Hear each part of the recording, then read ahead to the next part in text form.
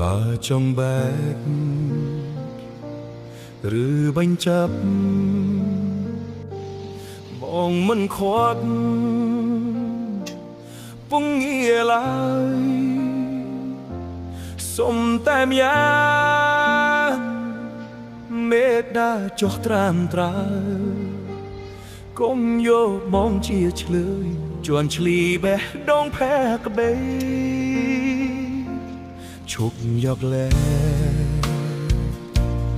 មកបាញ់ឆេងមិនចង់លឺមិនចង់យល់ទុកឲ្យបងស្ងប់ចិត្តផងមិនព្យាបាលភាពអំពលស្លាកស្នាមអនុសាចាំ